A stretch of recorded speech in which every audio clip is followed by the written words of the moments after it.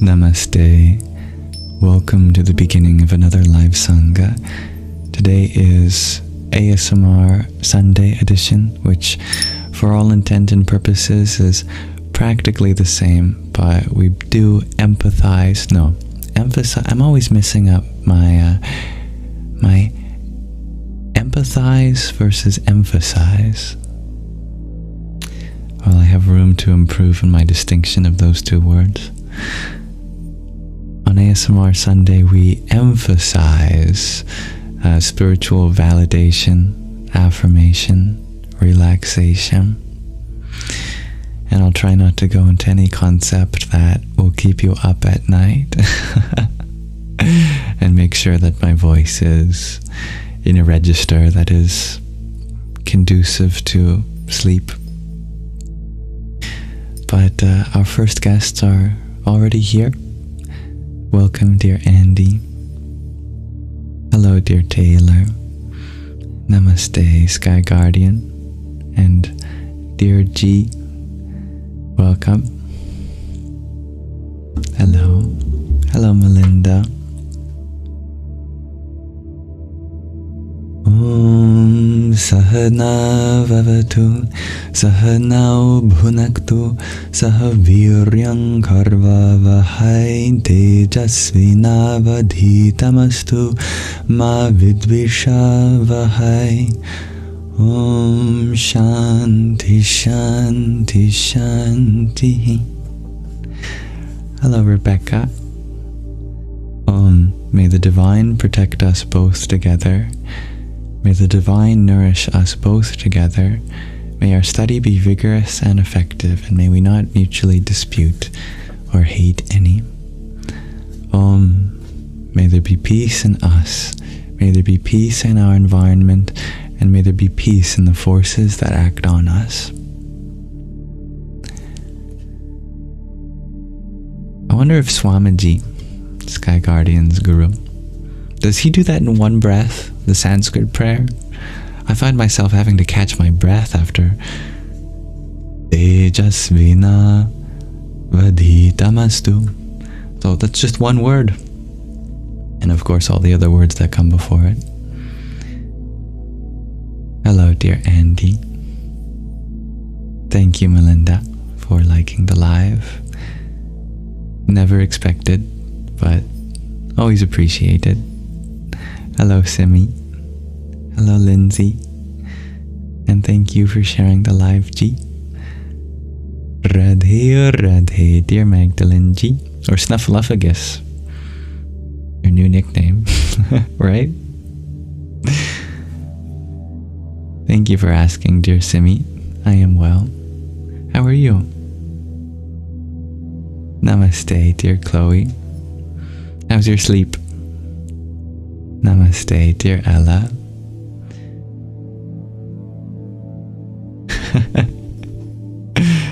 Thank you, Ella, for the rose you sent too. Very kind of you.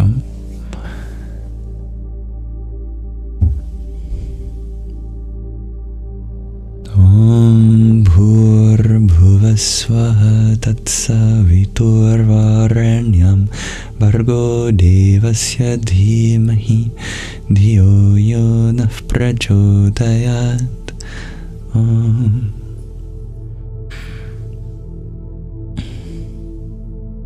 You're doing all right, dear Chloe, or your sleep is all right? That's good. Namaskar, dear Ragnhildur. Simi, you're not good. I'm sorry to hear that. Well, I hope that regardless of what everyone is feeling, that they know that their feelings are valid, and I hope to have space for them all here.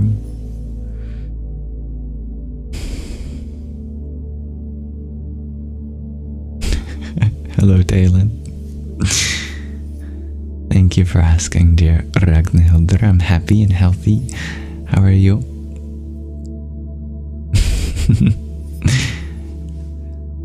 That's okay, dear Chloe. Oh, I'm happy to hear that, dear Ella.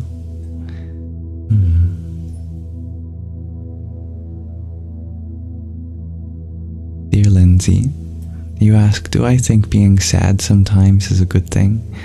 Without sadness, we wouldn't have empathy. Yeah, absolutely. I see the truth in that, Lindsay. I think there are emotions that we could certainly manage better, and perhaps sadness is one of them. But to me, sadness is definitely always valid. It's so real. It's also very beautiful in a kind of heartbreaking way, if you know what I mean.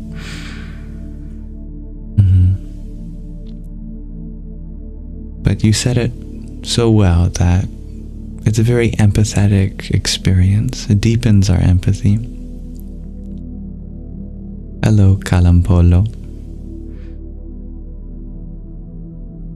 Dear Rebecca, do I have any mental cures for sleep apnea? Oh, what an interesting idea. I'm not sure if I have any mental cures for sleep apnea. It would be lovely if there are such a thing.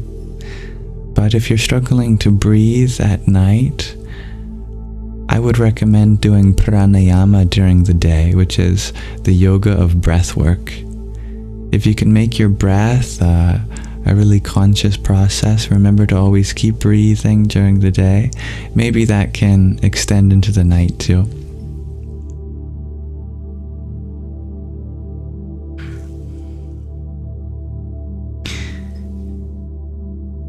I don't know the answer to your question, dear Simi, but I do know that life itself is the greatest partner. You don't have to wait for your love of your life to arrive, because life is love. Life is the love of your life. And life is the life of your love. Hello, Loopy Lane. Yeah, that makes sense to me, dear Andy.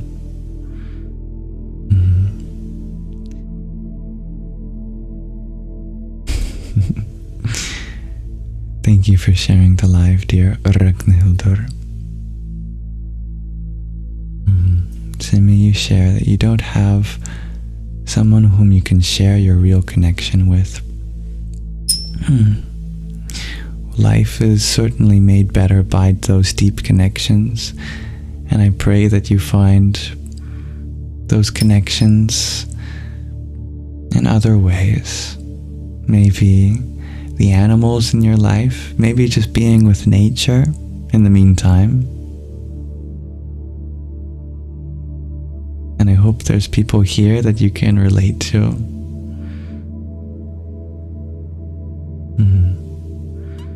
You do yoga, dear Rebecca, but it's for your husband? Oh,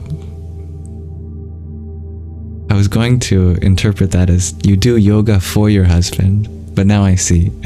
The question that you had asked was for your husband about the sleep apnea. Yeah, well, get him to do yoga with you then. Especially the breath work, pranayama. I am from Canada, dear Simi. Hello, dear Honey Badger. Thank you, and Ellen, for sharing the live.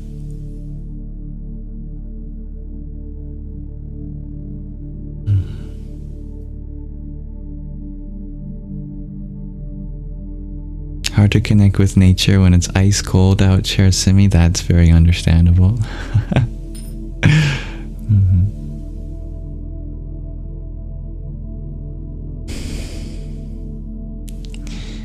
Well, even still, it's good to get outside in the winter time too. Just gotta bundle up, put all the layers on. You can connect with the trees, even if they're under snow, with the ground. And there's still always animals out. Maybe a little less because some are hibernating, but there's still some birds, the ones that don't migrate for the winter. You can still connect with the sky, the clouds.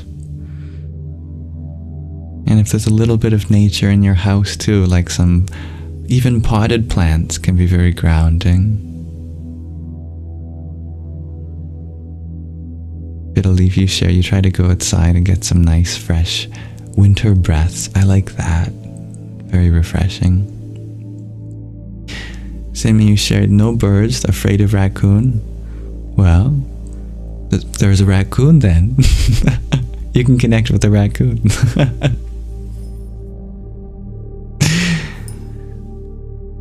I actually made best friends with many raccoons in my life. I love them.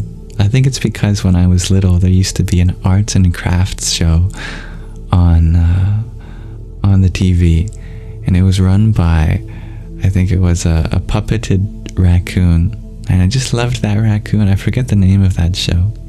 Maybe one of you know. Anyway, every time I see a raccoon, I always think about how I want to befriend that raccoon. They are super cute. And thank you, dear Kalampolo, for your quintet of team bracelets. Om Ganganapataye Namah.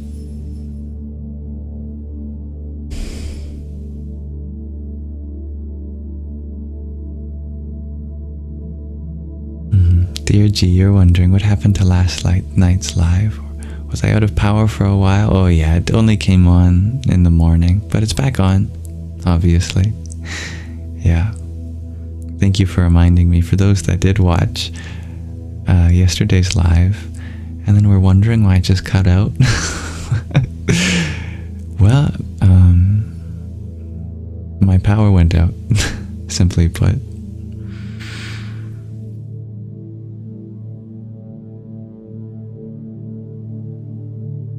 Dear Stone Phoenix, you ask, do I know the power of a choice?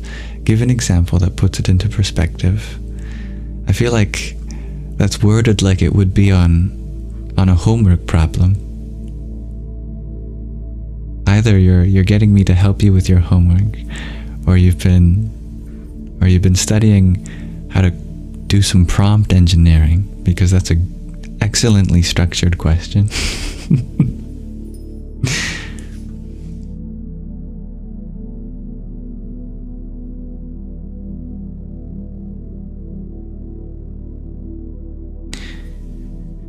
Choices are powerful because that's how we express ourselves. At some level, that's all life is just a series of choices. So it's a question of what choices lead to the most authentic expression. An example of which is, am I going to act as a body and a mind, or am I going to act as the spirit of the universe? Because if you act as a body and a mind, there's only so much you can do. But if you act as the spirit of the universe, nothing limits you.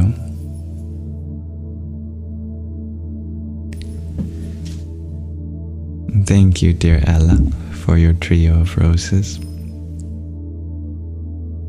Om Shri Mahalakshmi Namah.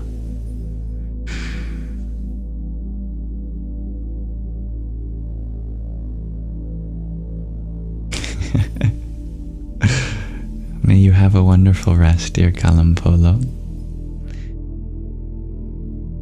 Is the recording gone, dear G? From last night? I don't think so. But I am curious about the last 5 to 10 minutes, because I was just sitting in the dark, awkwardly. And I'm wondering if that part got saved. It'll be a very funny final 5 to 10 minutes, because it's pitch black, right? Everything in my room turned off except for my laptop. I just start humming, and then I remember that it's still recording potentially. So then I start talking to no one, and then I go, okay, well, goodbye, I guess, everyone. I don't know if that part made it in though.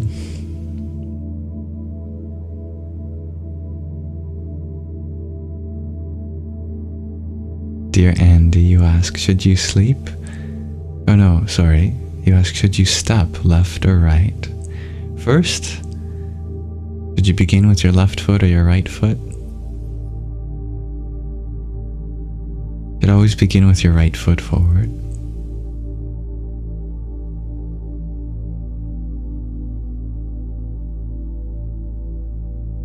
But are you going to experience dramatic setbacks in life if you don't begin with your right foot? No.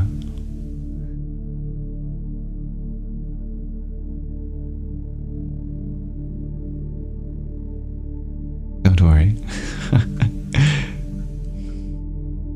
It's all about the Ida and Pingala nadis in the body, which are the moon principle and the sun principle. You should always begin with the sun principle, because all the energy of the moon comes from the sun. Without the sun, there would be no light coming off of the moon. So you always begin with the sun principle, represented by our right side.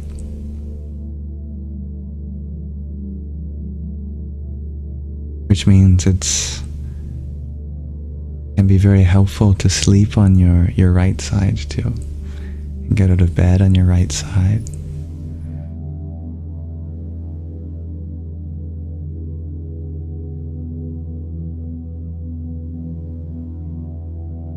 Oh, did I miss another part of the comment?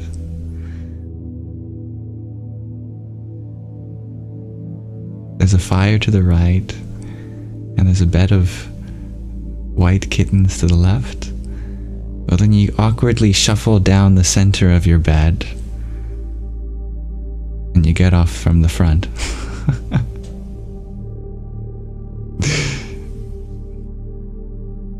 Hello, dear Mariam.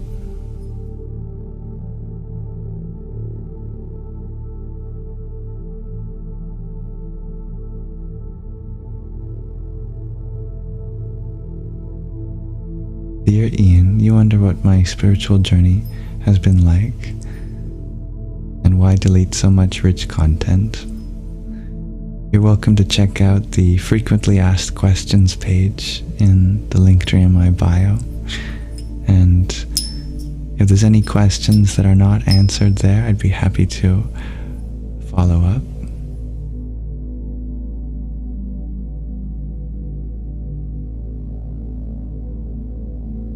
Hello, dear UK History Talk. You have a question for me? What's my understanding of Gematria? My understanding of Gematria is that it comes from Hebrew, which is an ancient and mystical language. And in Hebrew, all of the consonants are given, well, all of the letters are given a numerical value. And many mystics, especially in Kabbalah, which is the mystic side of Judaism, they use those numbers to find connections between concepts. Like if you find that one word has the same numerical value as another word, then you can explore the connection between those two words. For example, I don't happen to know of the value of any words in particular, other than the famous one, which is that Emperor Nero, his name added up to 666. As such, it was a shorthand way of referring to what the Jews really thought about Emperor Nero without actually referencing his name. So it can be used for cryptographic purposes. You can write down, I don't like the 666 guy. Yeah, be wary of the guy with the mark of the beast, 666. And what does the letters in Nero add up to in Gematria? 666. That way, if a Roman ever confiscated that message, they'd go, well, don't know what they're talking about.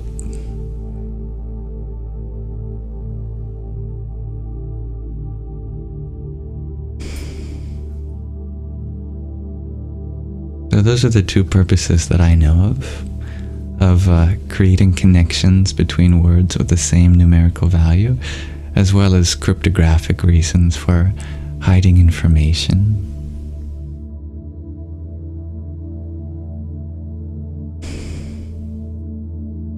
Now, dear Gregorji, jumping back to the concept of Ida and Pingala. Yes, those two wrap around the Sushumna, which is your spinal column. Hello, dear Rachel. I am doing well. Thank you. How are you? Thank you for liking the live. You're very welcome, dear UK.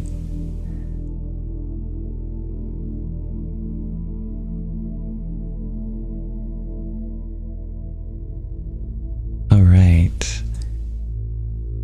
For our Shravana, the beginning portion of our Sangha, I'd like to read the next section of Moksha, a woman's journey to self-discovery and freedom from suffering. I'm happy you found the yam emoji, dear honey badger. You're happy to be here. I'm happy to hear that, dear Rachel. Happy to have you here. Let's see where we left off.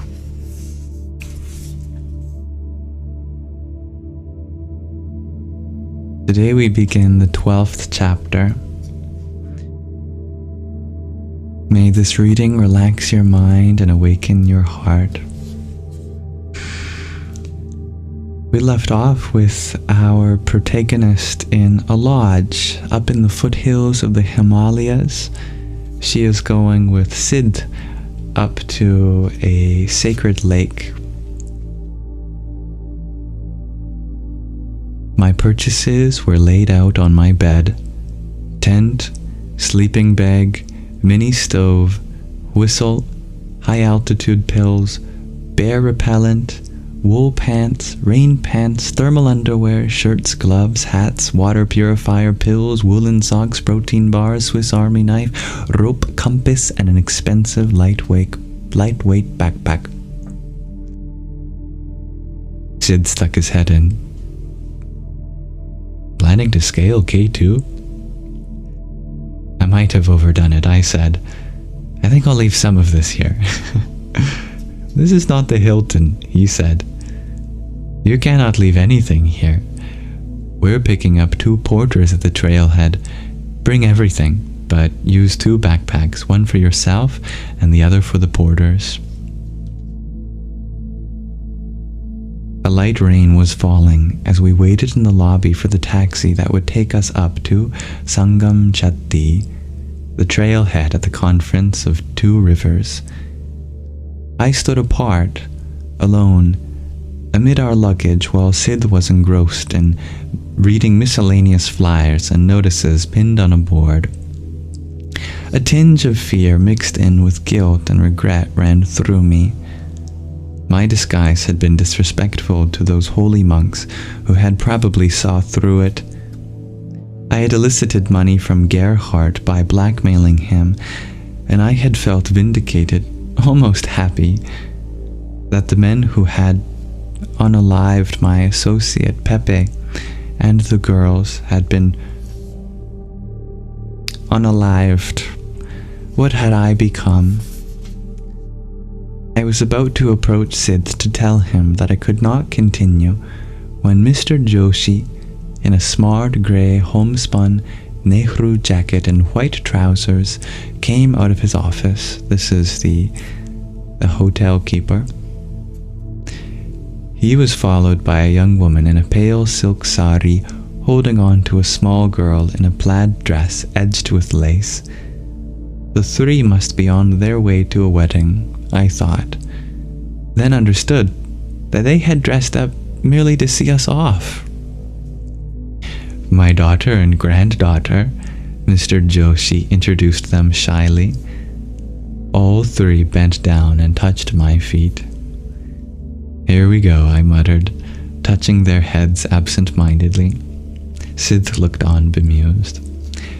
For those that don't know, it's customary in India to touch the feet of someone you respect, such as a holy person. Our protagonist is not quite yet a holy person. She had dressed up as one to flee from respect, such as a holy person. Our protagonist is not quite yet a holy person. She had dressed up as one to flee from... Apologies, I think my internet disconnected for a moment. Hello, thank you. Yes, our protagonist had dressed up in holy attire to flee from an unfortunate situation.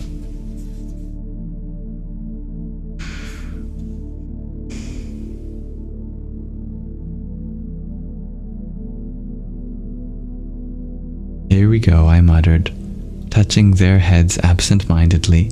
Sid looked on bemused. It then struck me that Joshi's deference to us could be because he regarded Sid as influential in bringing foreign guests to this humble lodge.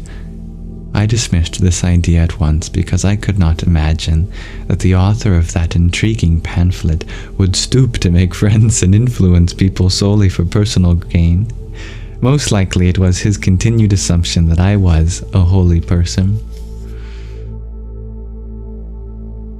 "Mr. Joshi, the exercises in your book are most challenging," I said with a laugh to put them at their ease. "But you could have included an answer key. I was up half the night trying to work them out."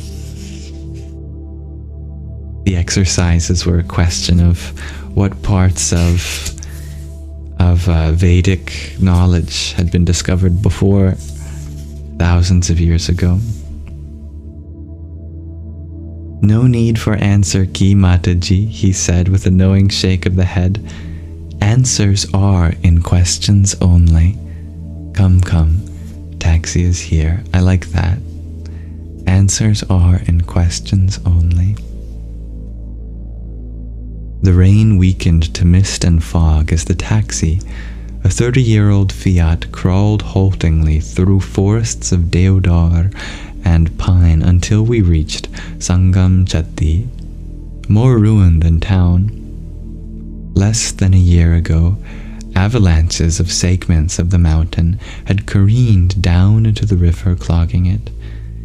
The result was severe flooding inland. Half-hearted efforts at rebuilding could be seen here and there. As soon as we came to a halt, our porters, father and son, ran forward to meet us, and Sid introduced me to them. Ram Singh, the father, with leathery baked brown, creased cheeks and pan-stained teeth, grinned at Sid with affection. His son, Mohan, a teenager, sported one of those tapered haircuts with a sharp angular fringe and silver studs on the earlobes. Unlike his father's ragged vest, thin shirt, soiled pajamas, and laceless sneakers, he was in jeans and high tops. He would fit right in anywhere, Tokyo, New York, London, except for his exceedingly thin face.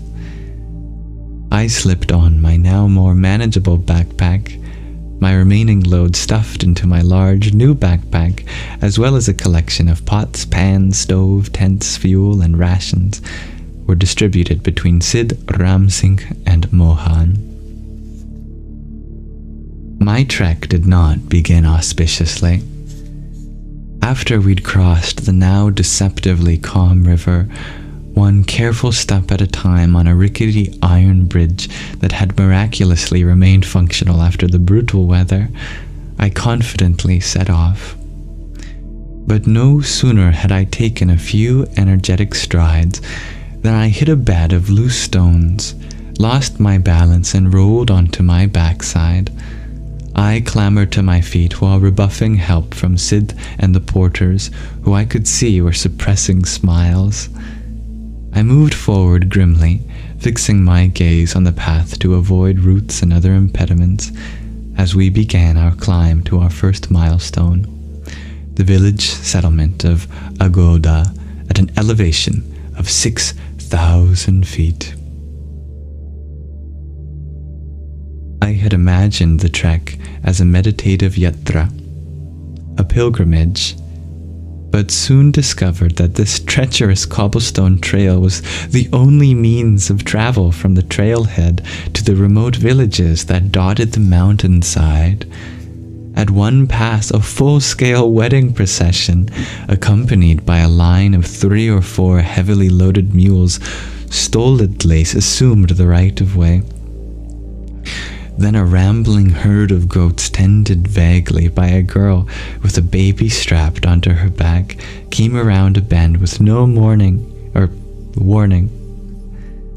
Pilgrims, tourists, and villagers, all with the sole intent of keeping a firm footing, jostled against each other, shouting and swearing. I bravely kept up the pace set by the porters, but in just 2 hours I began to feel the altitude and was utterly spent. The porters hurried on, but Sid stopped frequently to point to a tenuously stretched out spider's web, barely visible in the fog, a delicate pale blue flower struggling out of a crevice, or a whistling thrush furiously turning over leaves and stones. These stops, I could see, were more to allow me to catch my breath than to educate me on the marvels of nature. The trail soon narrowed as it ran jaggedly between a sharp rise on one side and a precipitous cliff on the other, with the odd root or rock arranged precisely to trip one up. When I stopped to catch my breath, 4 college-age boys came suddenly upon us and shoved me aside. Intentionally, I thought, and strode ahead laughing. I could have easily stumbled down the steep ravine. Their smug, well-fed faces and designer jeans tagged them as rich, spoiled brats from the capital. My shorn head, monk's robes, and rudraksha beads apparently amused them. Sid witnessed the affront good-humoredly, and even exchanged a few pleasantries with them as they passed by. I brought up the incident later, but he shrugged off my irritation.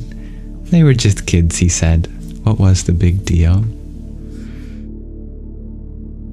My ordeal was not over. When I had lagged considerably behind Sid and the porters, a very large and hairy monkey blocked my path. I stood still. That is the position to take with snakes, I remembered hearing, but with monkeys? When had I taken my last rabies shot? If it scratched or bit me, I would need shots. Where would I get them? As these panicked thoughts raced through my mind, I resigned myself to the worst and relaxed. The monkey and I stared at each other, and it was as though I had managed to convey the notion that I meant no harm. It seemed to accept this and turned away, heading into the bushes to an infant who was delicately picking at a piece of fruit. A mother protecting her child.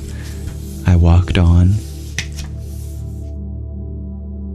By mid-afternoon that day, we reached an elevation of about 5,000 feet, where thick fog gave way to a hot, blazing sun, when the miracle of a tea shop appeared, replete with wizened crone bent over and blowing at a fire of twigs and dried leaves set between 3 stones, We took a break.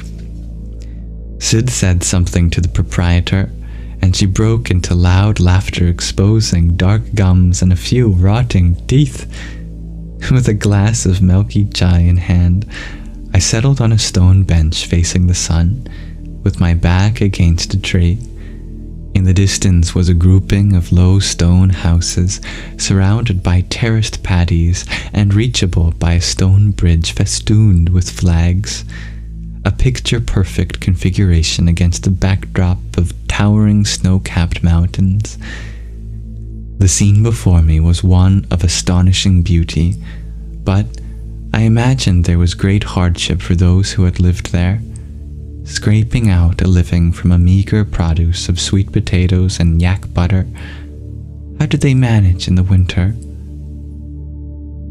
Sid approached with a plate of fried pakoras, placed it on the bench and squatted on a slab nearby.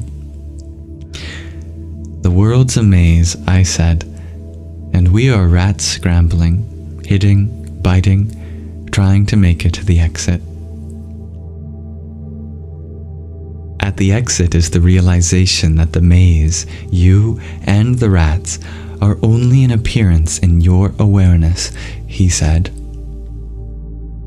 "And upon awareness does everything disappear?" I asked. "Awareness does not erase the world," he said. "It only untangles you from it."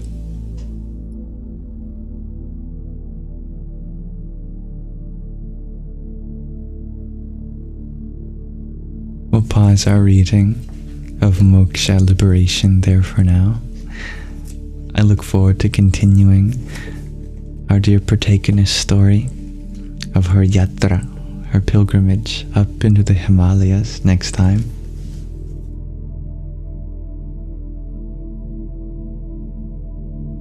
Now my attention can return on all of you in the comment section. Thank you for listening, everyone, and we will now transition to our Manana portion of our live dedicated to Q&A. Welcome everyone who joined while we were reading.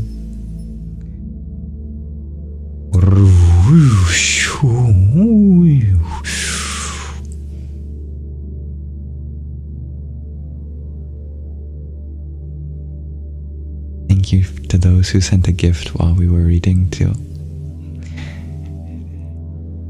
Dear Fiddle Leaf, thank you for your rose.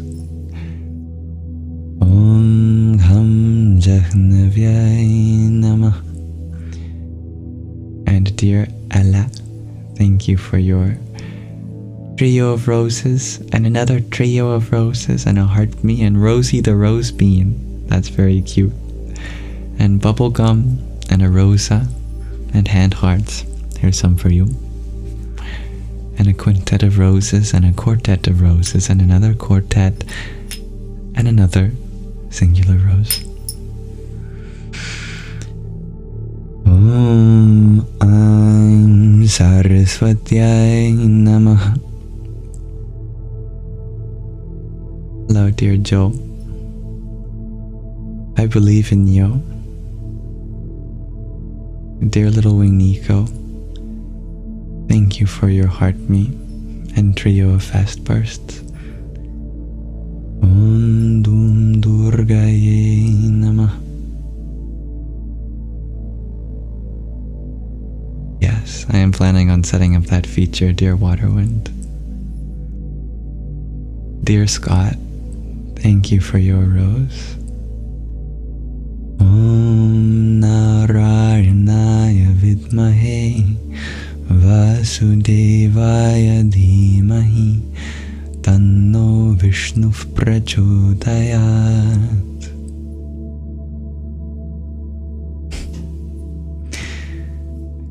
Dear Tattvam Asi, thank you for your quintet of roses also.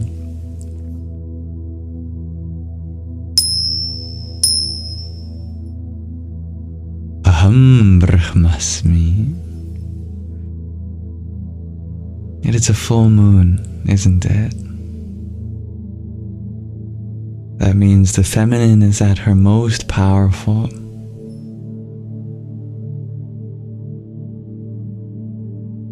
I wonder, when it's a full moon in the northern hemisphere, is it also a full moon in the southern hemisphere? I haven't been able to figure out thinking about the angles of the light and the sun. Part of me feels like it wouldn't matter.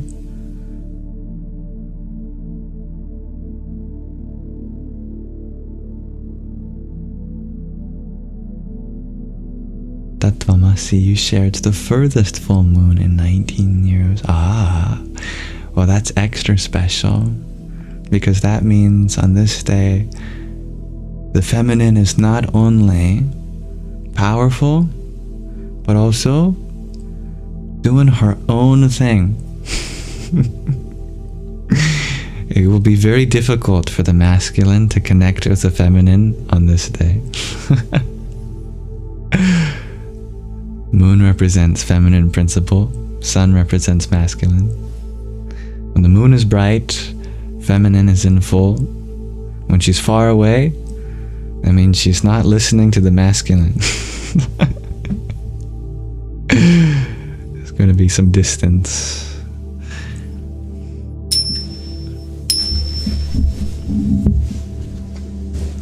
Starlight, wow, you share in different hemisphere is the same phase of moon. Thank you for letting me know. Does that mean that it differs based on longitude? If it doesn't differ based on latitude, does it differ based on longitude? That is to say, time zone? Or does it not differ based on either?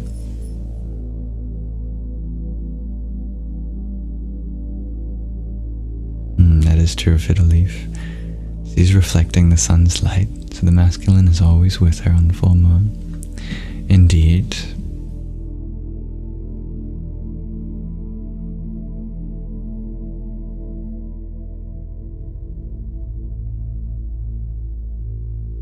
I don't think I have looked at the moon tonight, though.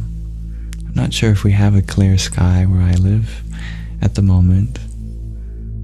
I don't think we do. When I went outside today, it was very cloudy.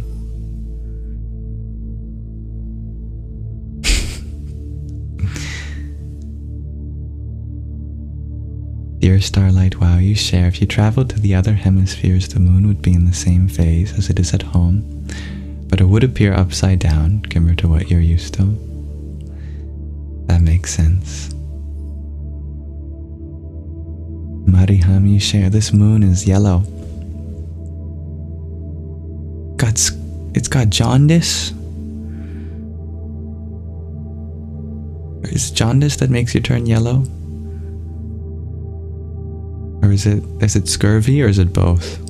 Anyway, we gotta get the moon some vitamin C. And that's vitamin SEE, vitamin C, because you gotta look at the moon.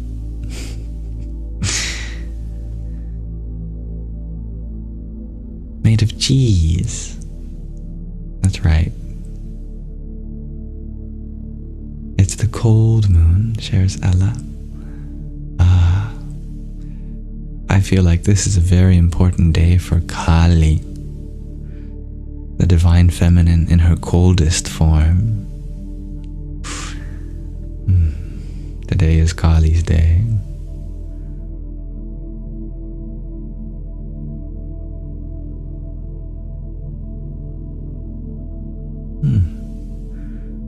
That's very interesting, dear Sky Guardian.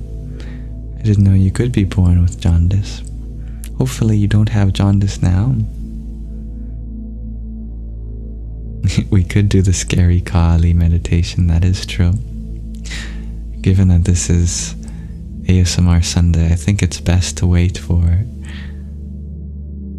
not an ASMR themed Sangha to do a scary themed meditation.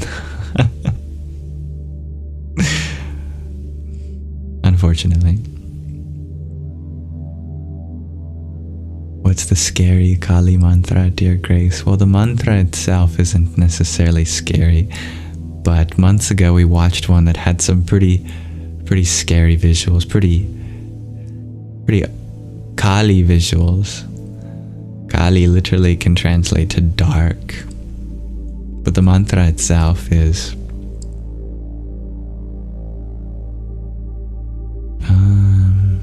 I think we did a couple different Kali ones that were pretty scary.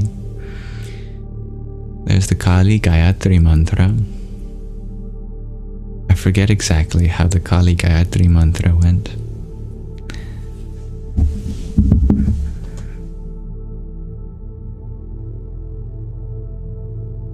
Let me refresh my memory.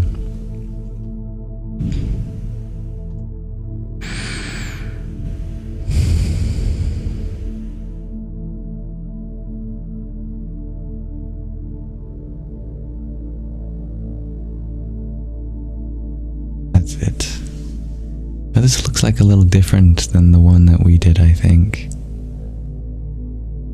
There's lots of different kinds of Gayatri mantras, but one of them is I don't think this is a genuine Kali Gayatri mantra. Let me look for a different one.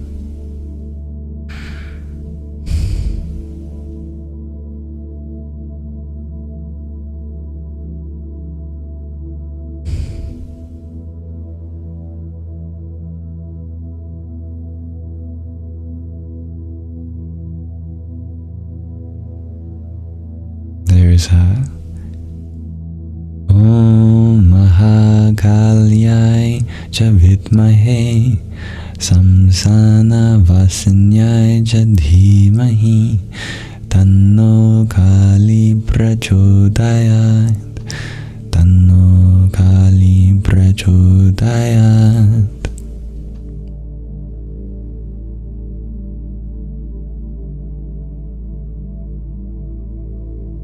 Gayatri is an ancient poetic meter that many mantras are set in, coming from the Rig Veda and the original Gayatri mantra. There are many variations on it for different deities.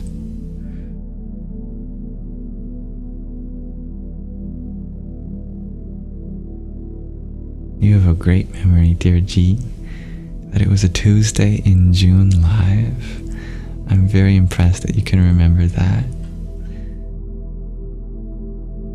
Dear Ella, you share you've been chanting Om Shanti Shanti Shanti Om today. It's a wonderful mantra, peace mantra. Do you know what each of the Shantis are dedicated to? The reason why there's 3.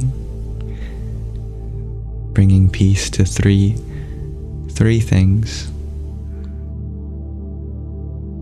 The first Shanti is dedicated to us, to the one chanting it and whoever is listening.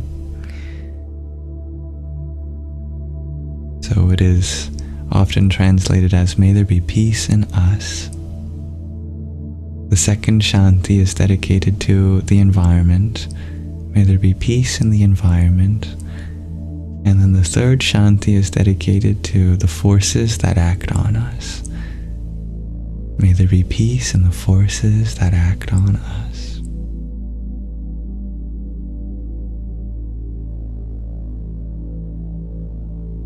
Dear Waterwind, you wonder, where do you learn more about mantras? That's a great question. It's something so ancient that it's such a wide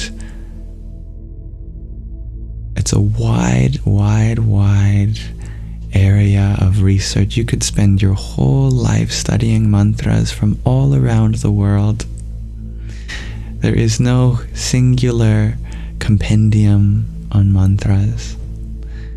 There are literally infinite mantras created through ancient formula.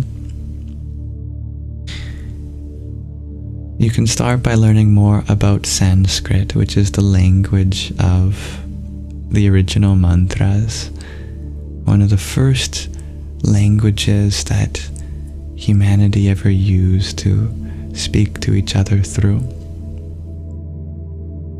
Every single sound in Sanskrit is a mantra.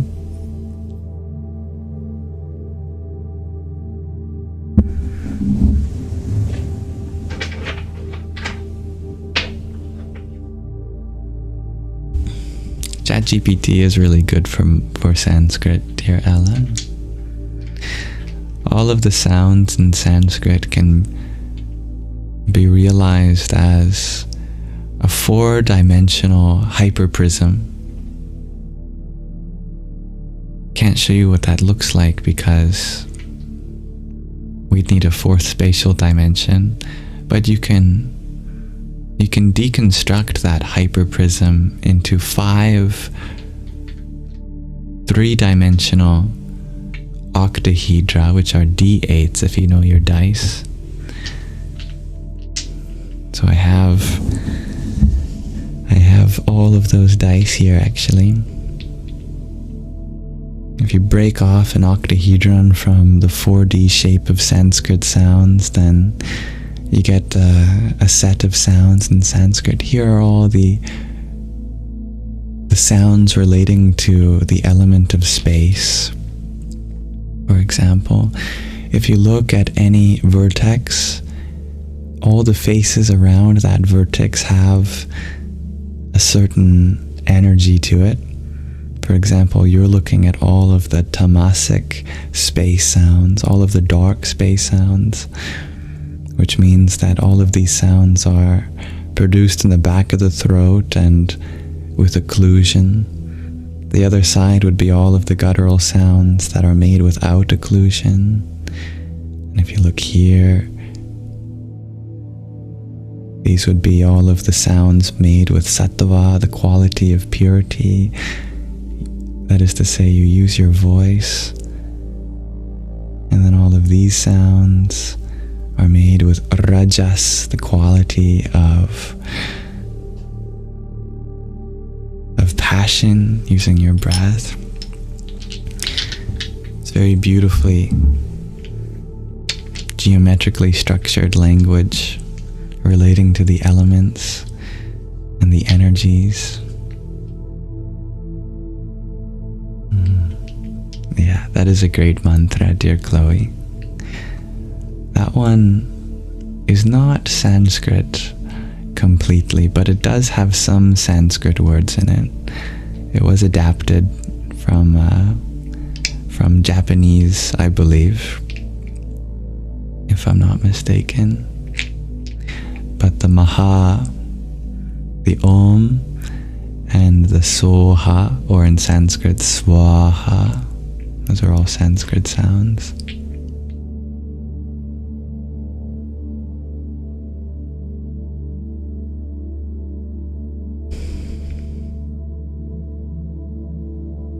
Hello, dear insatiated jewels. Welcome.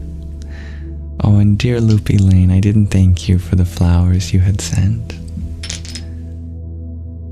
Om Bram Bhairvaya Namo Namah. And Talita, thank you for your heart me. Om Kamalyar Mahakalikaye Namah. Good night, dear Chloe. And Babel Fishy, thank you for your tiny. Yippee! Dear insatiated jewels, you would like me to tell you how to change your thought process. You're stuck. I have just the thing for you, dear insatiated jewels. You're not alone, and there is a solution.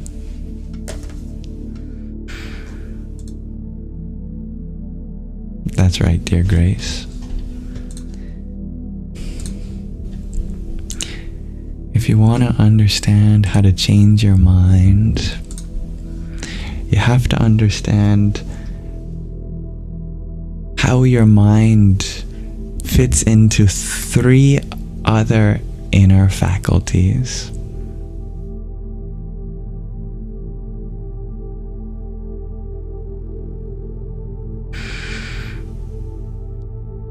So inside you, are 4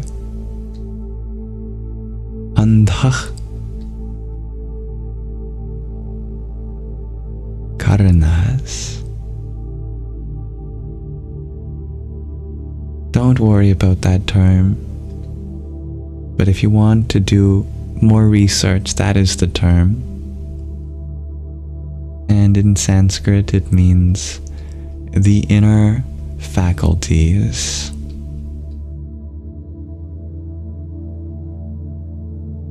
And the first is the mind, called in Sanskrit the manas.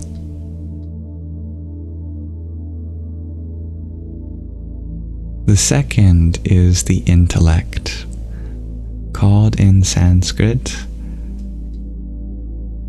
the buddhi. And yes, that word is related to the Buddha. The Buddha is literally the one who has a buddhi, the one who has an intellect. Apparently the rest of us are so poor at using our intellect that we don't get to be called Buddhas, and only Siddhartha Gautama and his predecessors did.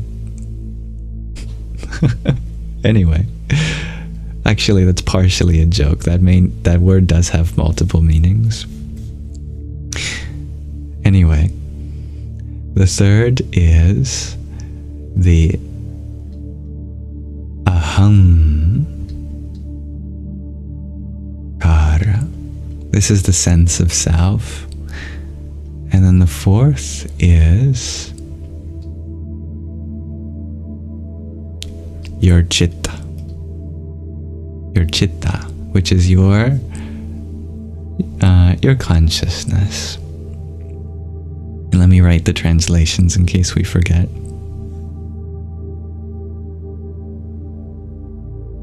Mind, intellect,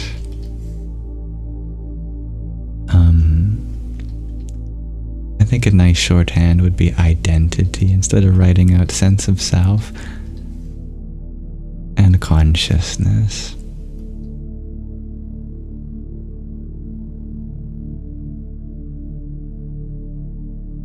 The S comes before the C, doesn't it?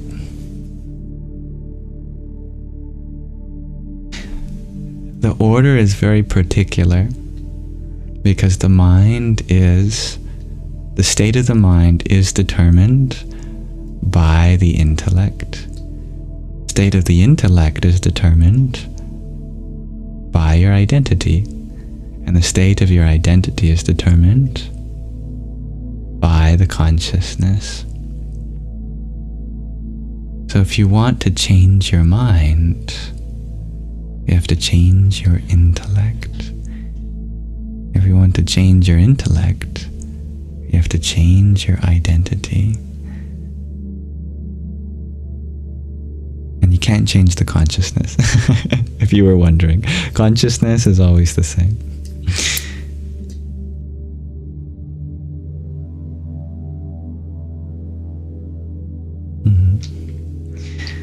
So really the consciousness is what changes the identity, and then that changes the intellect, that changes the mind.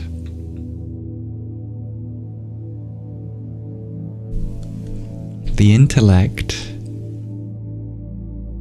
is the decision maker. The mind is your collection of thoughts. The intellect, the decision maker, is, you can imagine it's what prunes the thoughts. It doesn't create the thoughts per se, but it does cultivate a mindset.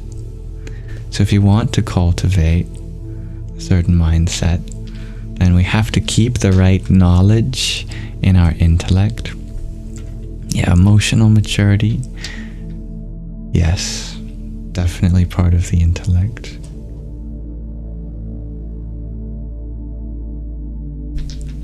You can imagine that your intellect is like a USB plug. On all of our devices, there's little slots, USB ports. The intellect's like a USB port, and the knowledge is what you plug into that port. And it gives the program for the mind. Whatever knowledge you're keeping in your intellect at any moment, that is the program for the mind. If you keep the knowledge, I'm a bad person, then of course your mind is going to be very depressed, and it's going to be cultivated in a way that gives rise to very depressing thoughts, things like that. But notice that that knowledge was rooted in your identity. If you identify as a bad person, then that serves as a piece of knowledge for the intellect to cultivate your thoughts in a certain way. You need to throw away negative self-talk. Exactly. But that's only part of it. There's the throwing out the negative, but then there's the keeping all of the positive. That is to say, you have to identify with everything that you're capable of. I am capable of change. I am capable of making the world a better place. I am capable of being, whatever you want to be. You want to be a dreamer, you want to be a dancer, you want to be a lover, you want to be an activist. Whatever you want to be, make that you. And according to that identity, you will gain just the right program in your intellect to run the software of your mind.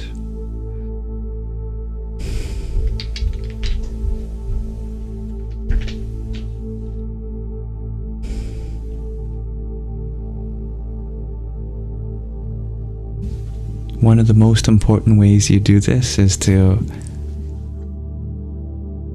keep a positive group of people around you.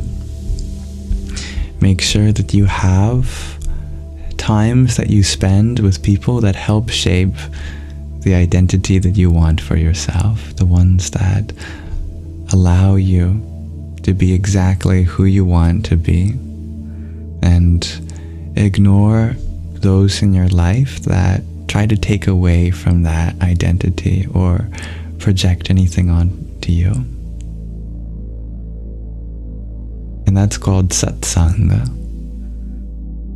Keeping satsanga and avoiding kusanga.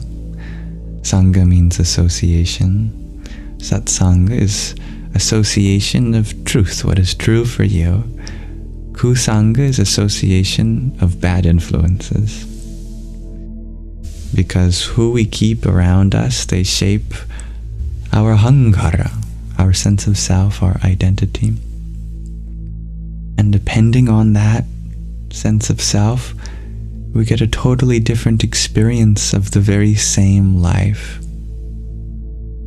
And the experiences that you get from who you choose to identify as, that shapes our intellect. And our choices are made from there. And our mind gets cultivated in a way that supports that identity.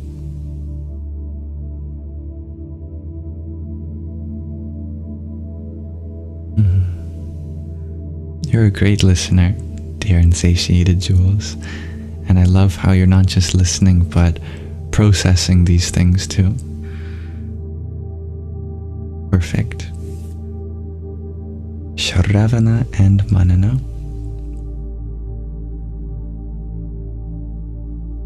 Hello, dear Marcy.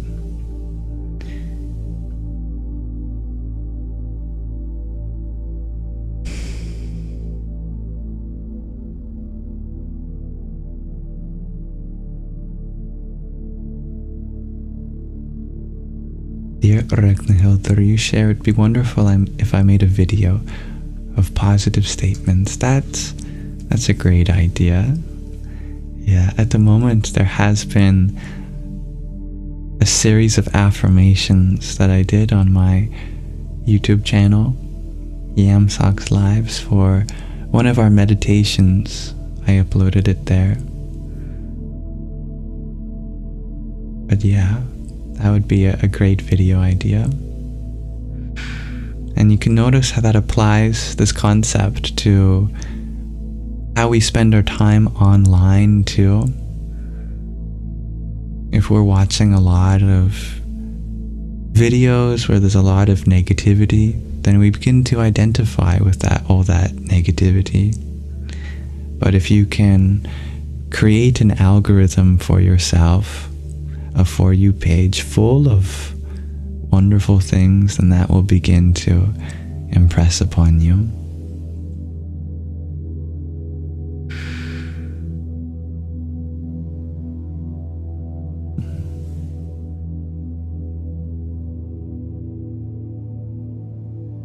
I see, dear insatiated jewels. Well, if you want to talk about that, we can.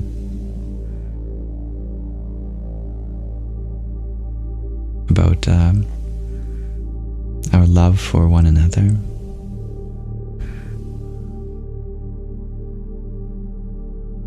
Dear teacher Lorraine, hello. You share, when you changed your algorithm, my lives appeared, and you are grateful for that decision. That makes me very happy to hear. Because if I'm not showing up, or if I am showing up through the conscious decision to make your algorithm something wonderful for you, that's some good proof for me that things that we have going here are valuable. If my live stream were to appear in someone's feed who has been cultivated to be negative, I'd wonder about the negativity here too.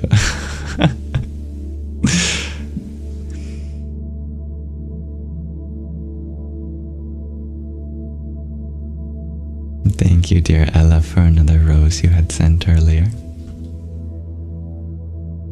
Radhe, Radhe. And dear Loopy Lane, thank you for your trio of friendship necklaces as well. Om Ganganapataye Namah. Ella, you ask, how does one change one's algorithm? For the most part, your algorithm shows you videos like the ones that you engage with. So if the algorithm notices that you watch to the end of one video, or if you open the comment section, even that, just opening the comment section, even if you don't leave a comment. And I know that's difficult, because on negative videos, you want to see if other people are thinking the same thing as you, right? You go, well, that's ridiculous. I can't be the only one who thinks it's like that. And so you open it up. And by that time, the video's played 10 times in the background, and oh well. Now the algorithm thinks that you want more videos like that. So if you have a video that starts off negative, keep scrolling. Don't open the comment section. Don't share it. Don't engage in it in any way. Just go to the next video. And if there's a video that's positive, even if you don't have the patience to wait until the end, but you do want more positive videos, give it a like. Open the comment section. Tap like on someone else's comment, then scroll. If you put in just a little bit of effort, the algorithm catches on very quickly.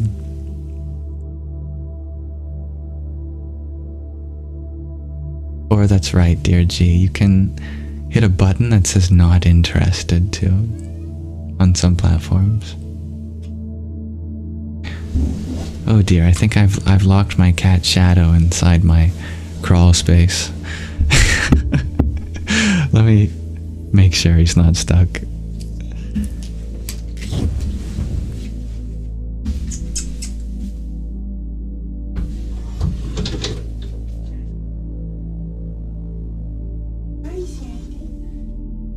We're stuck inside. Are you?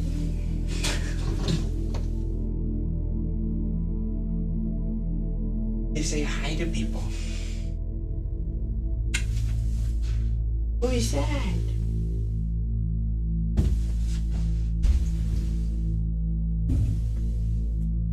We're in the crawl space for a while, huh? You have a good day today? Can you say hi to the internet?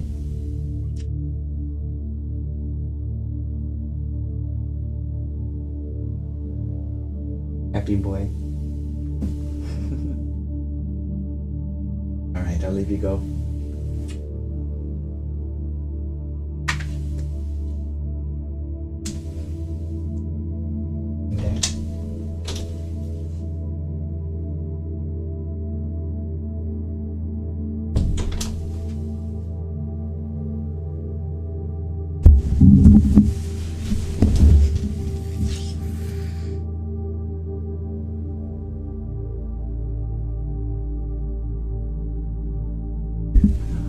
Oli, dear Orla. Sweet banana bread babies.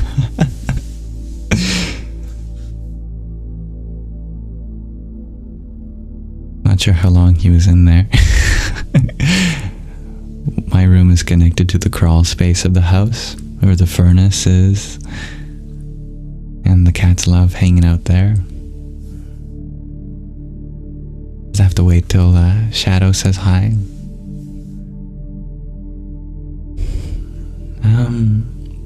That name sounds familiar, dear Zach, but perhaps you can remind me.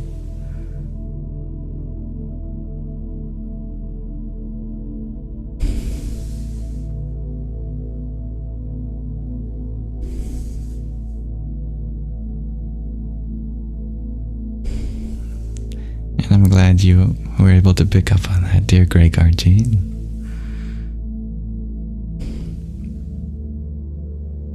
Where attention goes, energy flows.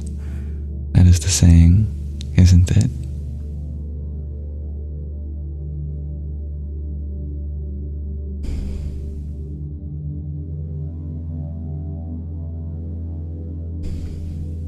Now I have a question of the day for all of you today.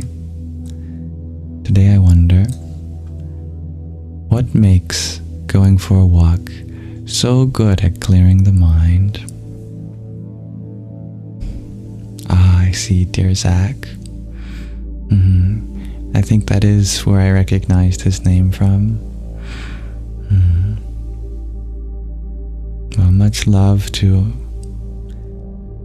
Zakir Hussein's soul, and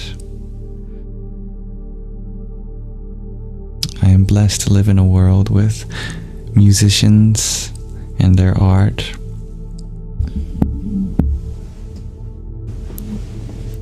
What was that wonderful way you described what music was, dear Marcy?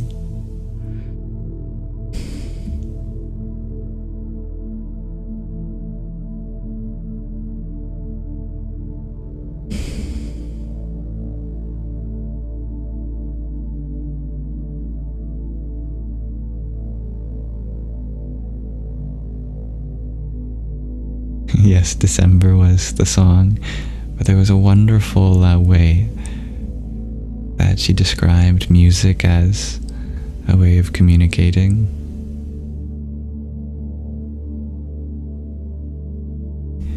Alright, some answers to our question of the day. Dear Ella, you share, for you, it's connecting to nature. Your mind is already clear, but it calms your nerves and emotions. Dear teacher Lorraine, you share looking at the flowers on the road. Yeah, I was thinking of just that when I was writing this question. Oh, that sounds wonderful, dear Grace. Literally. Sounds like it would sound wonderful. Dear Fiddleleaf, you share it's related to us. Looking left and looking right to clear the way for safety. Absolutely. Yeah. And what was the acronym for that again? EMDR, was it? Or something like that, or EMDT? Eye movement, something therapy.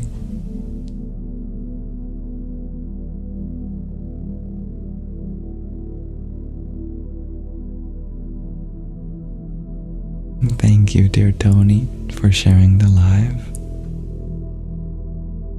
Fresh air, shares Zach, yeah. Stale air. Make sure you have fresh air in your house too. If it's cold, that's understandable, but just for a few minutes at the most. It's all it takes to open a door or a window and get some fresh air in. I've heard that just by opening a window you can increase your IQ a couple points because of the carbon dioxide levels in the house compared to the levels outside. Now, of course, if you live in a place with pollution, I'm sure that changes things though. Hello, Michelle. Was EMDR.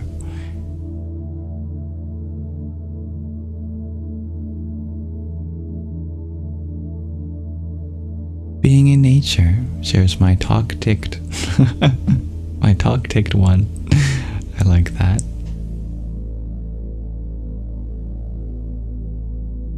Grace, you recommend a beautiful orchestral piece by Jesse Montgomery called Divided. A cello soloist plays it.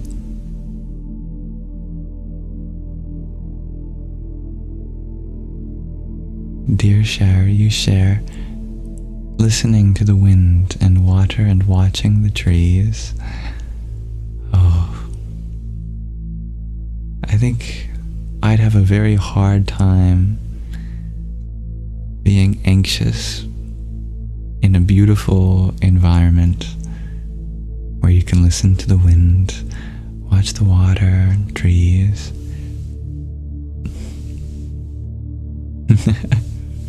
Not you immediately going to open your window, dear Raina. And they keep adding up. Every window is 1 IQ points. So if you want to be like Einstein, just open on average 60 window points. Or 60 windows. That's how it works, right?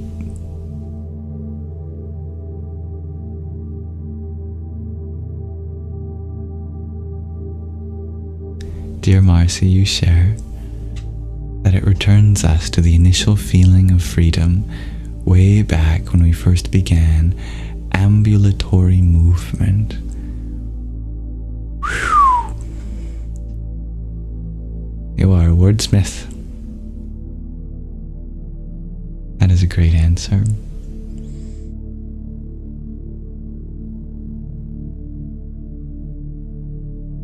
You need more windows, shares Reina. Yes, the body and mind just goes back in sync, shares Ella. I'm happy that you love this question, Greg RG. You share if it really helps if, whilst walking, you pay attention to the energy moving around your body. Body scan style. And pay attention to the trees and nature, then thoughts are fleeting.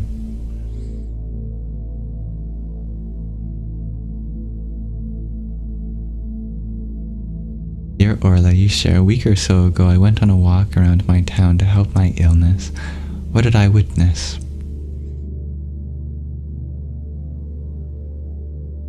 I'm glad I read that twice, dear Val, because I thought you shared that you saw an enchilada the other day on your walk. But it says echidna. I'm not sure what would make me more happy, to see an enchilada or an echidna. Depends how hungry I am. Yeah, that's a good question. I have to check if I even know what an echidna is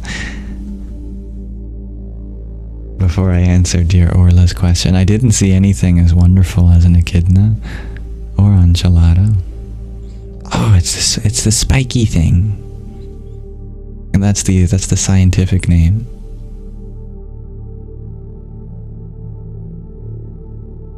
Oh my goodness, it's so cute.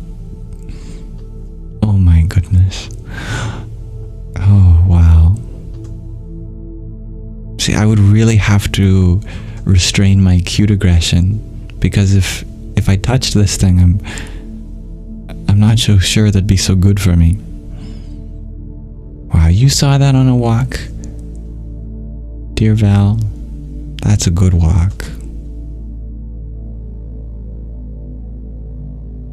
Now I wonder where you'd have to be in the world to find an echidna.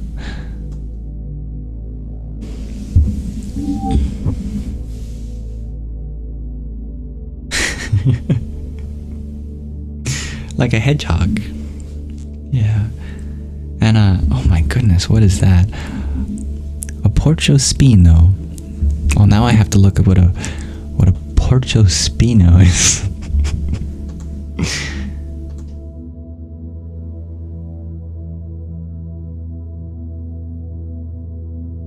Oh, a porcupine. I see. A porcupine.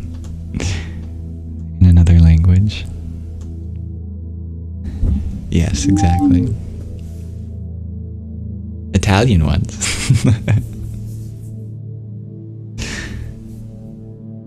So what did I see on my walks? I had some very long walks indeed. It's a great memory, dear Orla. And on those walks, I went everywhere I could walk to. I spent all day walking. Without my phone, without a wallet, dropped me off in the middle of the nowhere and just walk back. My mom was not thrilled. I saw beautiful sunsets. I saw crashing waves. I saw wonderful mossy patches inside meadows of the forests. I saw rivers and many great places to meditate. I saw the moon reflecting on the water of the ocean after the sun had gone down. I saw lots of great sticks. I'm a big fan of sticks. And lots of things that I never thought to look for before, leaving my phone at home. Your dog is also a fan of great sticks, dear Bubbles. Welcome, Bubbles. I think I must have been a dog in a past life, because every time I see a good stick, almost every bone in my body says, pick it up, play with it. I'd be a great dog.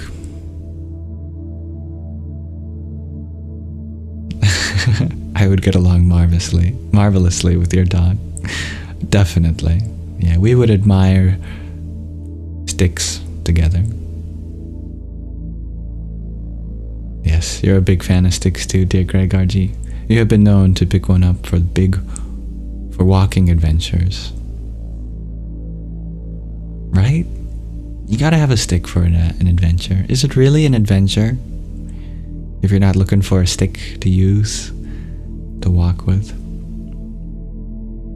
Branch managers. That's funny, Fiddle Leaf. Oh yes, my dog is a branch manager. No wonder he says bark.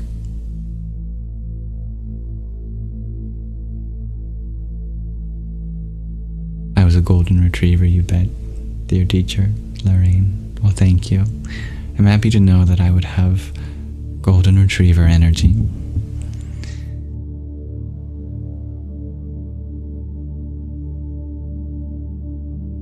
Dear Orla, you share that in your next life you will be a dog cared for by a loving family. You don't care. How did I not get lost without my phone? Dear Orla, genuinely curious. I honestly think it's because of all the open world games I played throughout my childhood. my favorite games were always open world and I'd have to find my way. And I started learning how to play video games before I could read. So I'd have to find my way just by, spatial reasoning. Because my mother wasn't always available.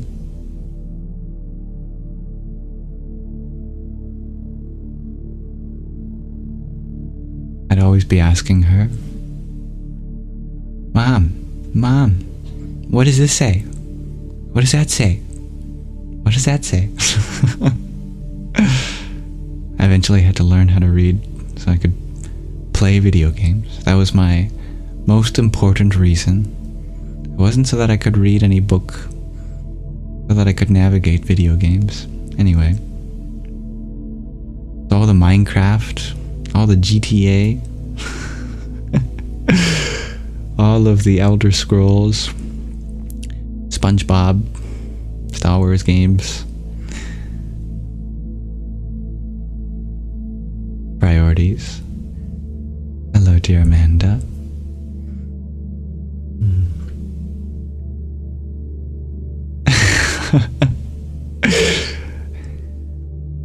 Right? Some of the scariest things I've ever experienced were just things in video games. Like a dwarven spider jumping out at you in Skyrim, dear Val. I remember some of the scariest things I've ever experienced were on a game called Thief that came out in the 1990s. And in the second Thief game, there were all these robots that you had to hide from. And it was just so terrifying to hide from these robots that would make all these screaming sounds. And you'd cross your fingers, they wouldn't open the door that you're hiding behind.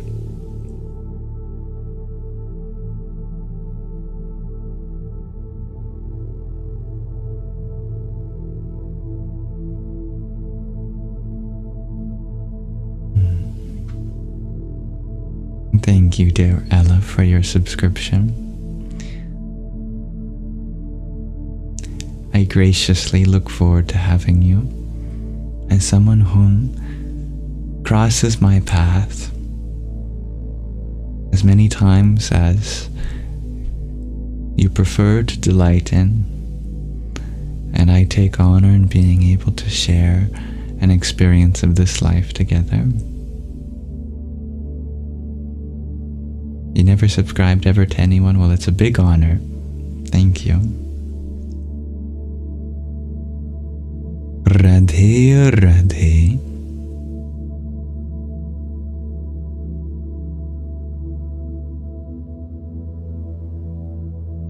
You like those kinds of stealth games, dear Pupples. Gets the adrenaline pumping, that's for sure.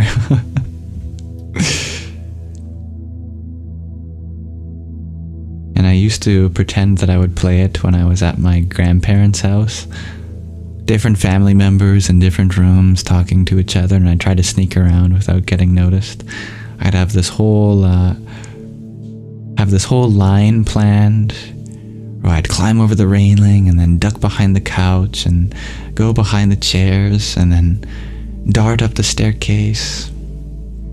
Try to walk on just the rugs out of the hardwood floor.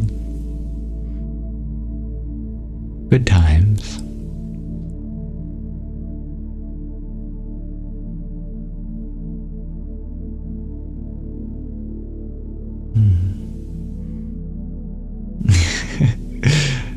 That is something I'm very grateful for too, dear teacher Lorraine, having a balance between technology and nature. I love technology, and I love nature, and I love getting lost in both.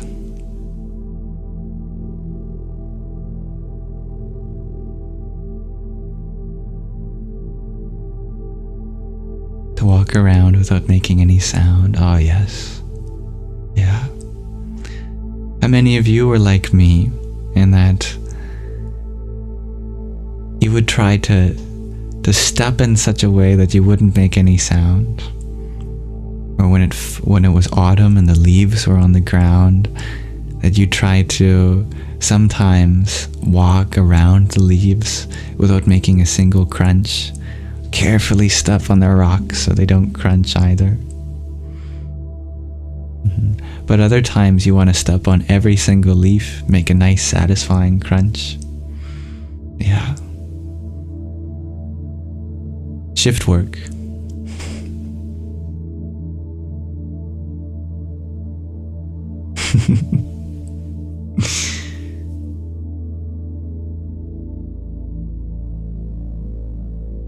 Sometimes I like to listen around to everyone else in my environment and how loud their footsteps are, and I compare it to my own and see if I can be absolutely silent.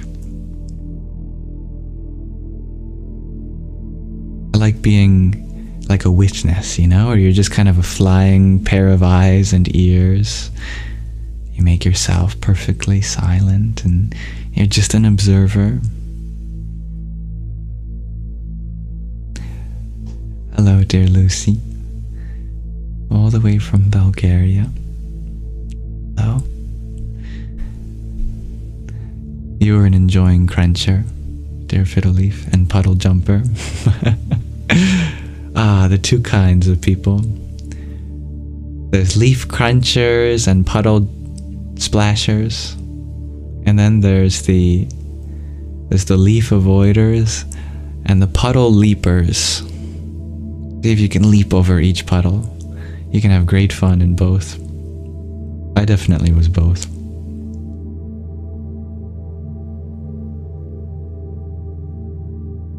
Dear Miananda, you shared that you don't get snow in Texas. You imagine the leaves crunch as a snow crunch.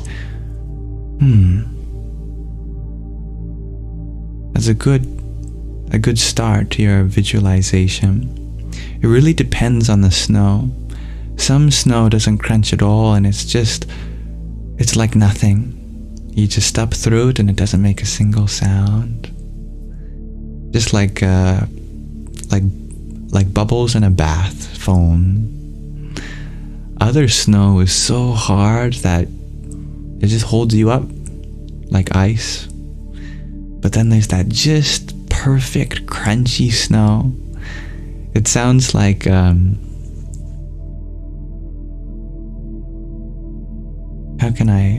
how can we compare that crunch of a snow? Kind of sounds like your back is cracking. It's like every step you're cracking someone's back.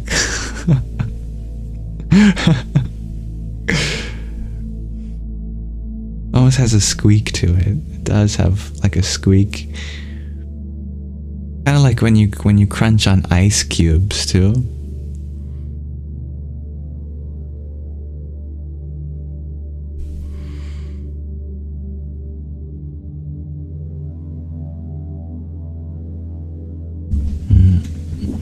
That's lovely, dear Miananda. The Radha temple was so colorful and filled with crunchy leaves. I loved that for you. Dear teacher Lorraine, you share you don't even know snow. There's no snow where you live. So thanks for the description.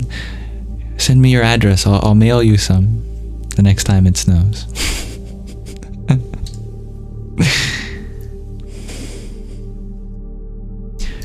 It might show up as water though. You can just imagine what it was like.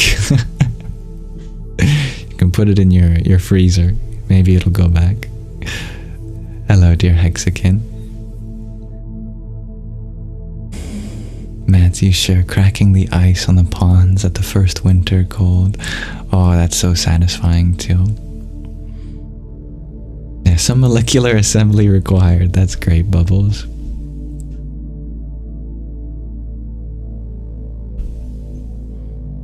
Snow cones. I remember the first time I saw a snow cone. I was at Callaway Park in Calgary, where I was born, and I saw someone, and they were eating a snow cone. And I knew that I had to have one because I could almost imagine just how delicious it would be. And so I begged my father to ask, "Can you ask that woman where she got it?" And she directed us to it, and it was the most delicious thing I've ever had.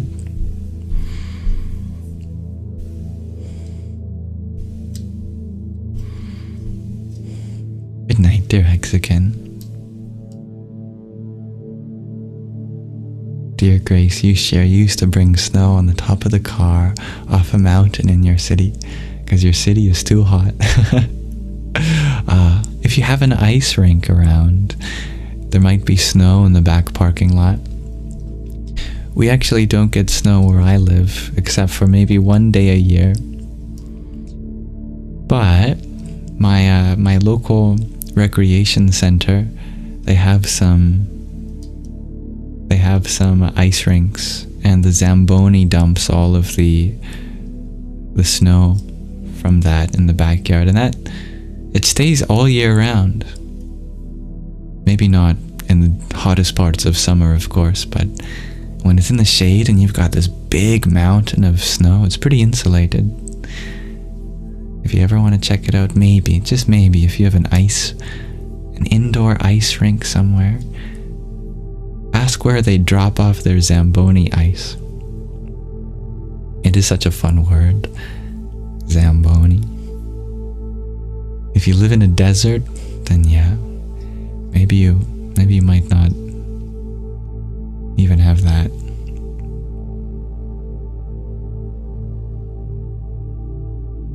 Hello, dear Coyote. For the question of the day, you inquire, what kind of walk and where to? Any kind that you'd love to answer the question in relation to? Lots of different kinds of walks indeed.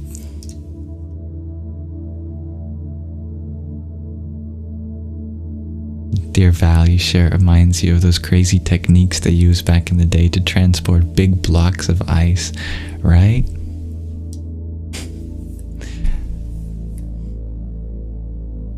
I think recently there was a Mr. Beast short where he paid someone $10,000 to go to the North Pole and bring back snow, and he was able to successfully bring back a cup of snow.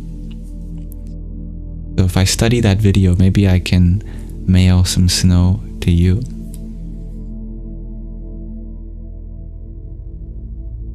And dear Maniac Mitch, thank you for your trio of TikToks.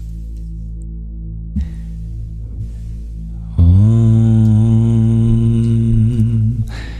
Namo Himalaya.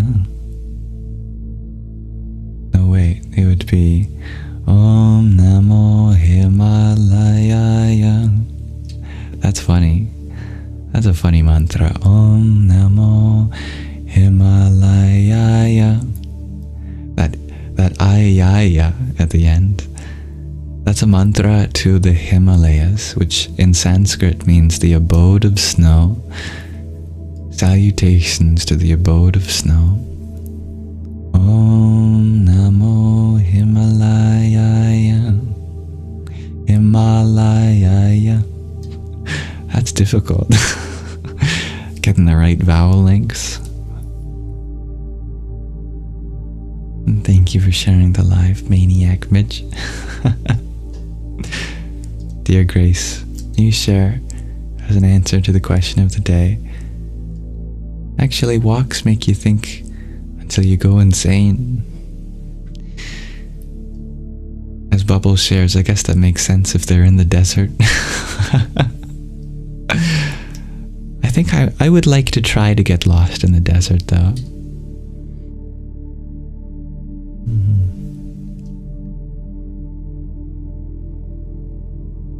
Dear the Ray of Light, you share as an answer to the question of the day.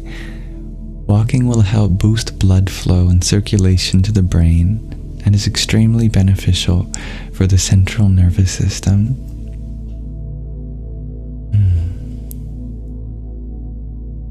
That's a wonderful physiological answer. Thank you for adding that.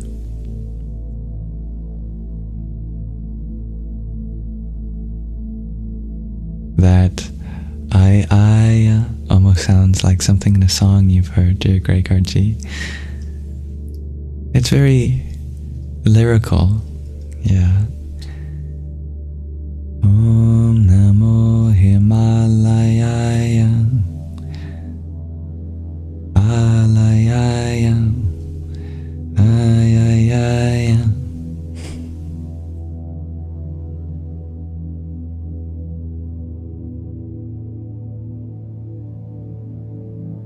I could go make scorpion soup in your desert if I get lost out there, Grace.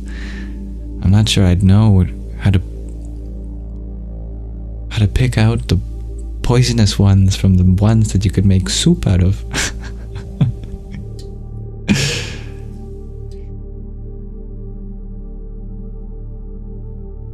Knowing me, I'd probably make a delicious bowl of poisonous scorpion soup and then I'd die.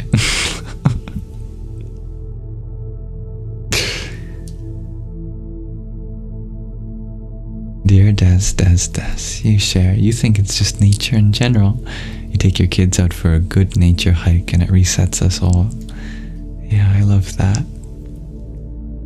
Val, you share. It's only 3 p.m. in Australia, so you're thinking of a walk, but it's also 45 degrees and there's a terrible dry wind. That sounds very hot. Yeah, I'd melt. I think my weather app glitched today because it said it was 45 degrees here too. But if that were the case, I would be melted. I'd be a pool of liquid.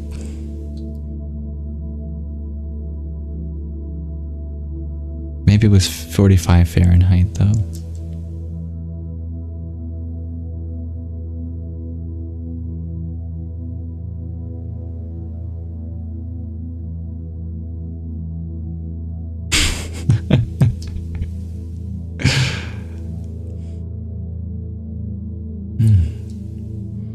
You got stung by a baby bark, dear Grace.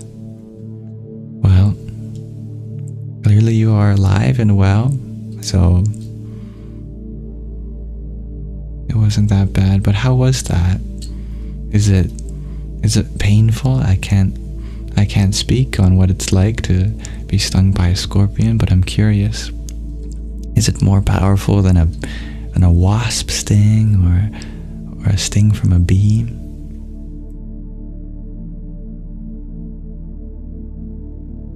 Dear Ella, you share. Your eyes are heavy and it's nearly 4 a.m. for you. So, Kurshir Radhi, everyone. Good night in Romani. Good night, dear Ella. Om Shanti Shanti Shanti Om. Dear Miller, you wonder, do I like crystals? I love crystals. I don't have many myself though. But what's my favorite crystal? Well, the definition of a crystal, if you zoom in to the right scale, it's a perfectly symmetric periodic arrangement. That is, if you go through the elements in a crystal, you'll see the same exact sequence arise again and again. This can apply to space, but can also apply to time. If you see the same thing arise again and again through time, then that's called a time crystal. And let me tell you, dear Miller, that you are my favorite time crystal, because in every universe you arrive again, just like a periodic arrangement that we find in space crystals.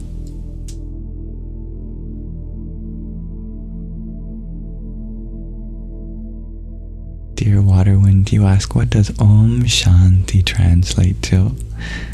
Shanti translates to peace. It's called the peace mantra. If you ever want to feel peaceful, it's a great mantra. I can see your interest in mantras is continuing to blossom. It means Om, peace, peace, peace.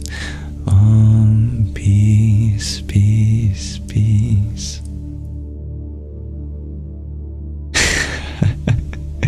That's right, Val. Gotta watch out for those chaos emeralds, though. You never know when Dr. Robotnik or Dr. Eggman is gonna use them for tomfoolery.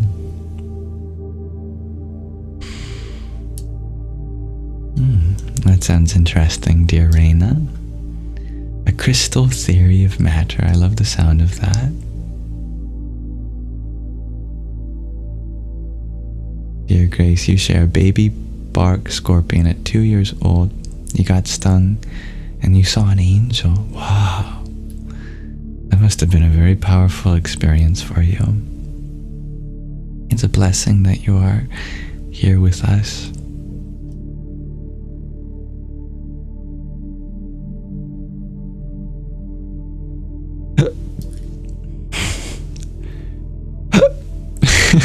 Part of my hiccups. No, you can't have any buffoonery with crystals.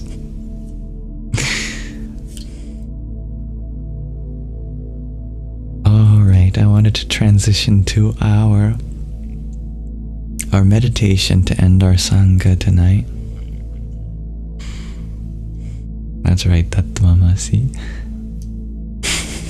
Don't put any crystals around you then, Craig RG, or there will be buffoonery.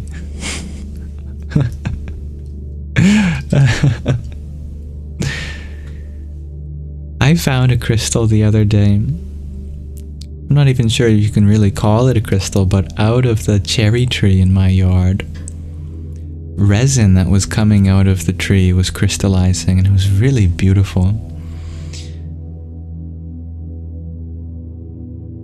There's a very unique field, a subfield of crystals. I think it's called biocrystals, crystals formed through biological processes. We have many within us, like in the minerals in our bones are one form, for example.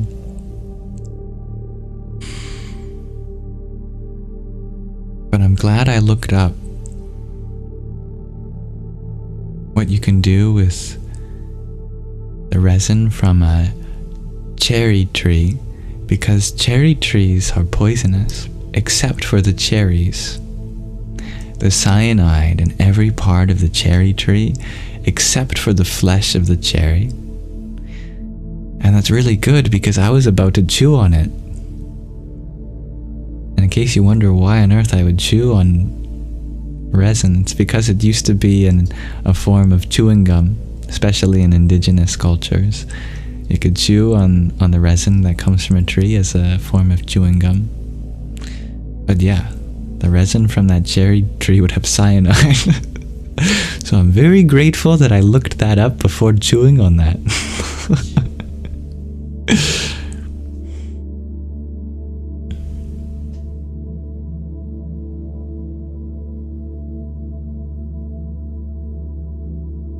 Thank ChatGPT, actually.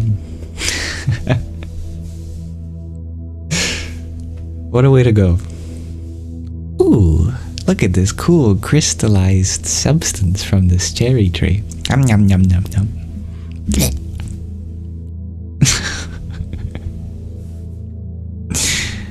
Alright, I would like to bring this live stream to a slow landing over the next half hour or so. Let us transition now.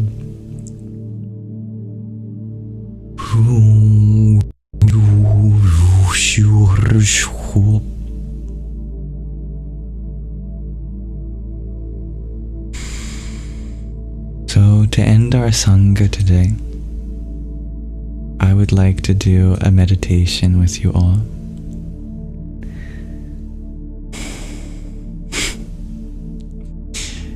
You all are very funny.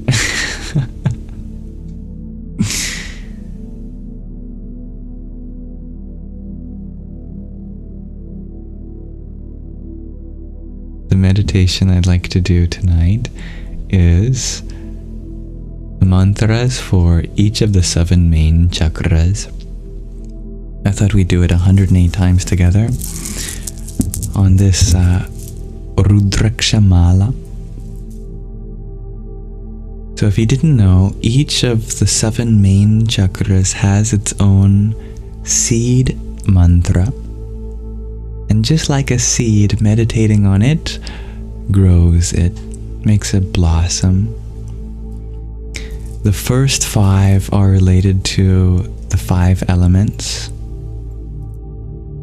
And then the last 2 are variations of the cosmic pranava. Starts with the root. Rlam, which is dedicated to earth, very grounding. Then the element of water in the sacral chakra. Vam. Then the element of fire, tejas, in the solar plexus. Ram. Then in the heart, the element of vayu, air. Yam. And finally in the throat, the element of space. Ham. Those are the 5 elements. Then in the third eye is Om. And finally in the crown, Aum.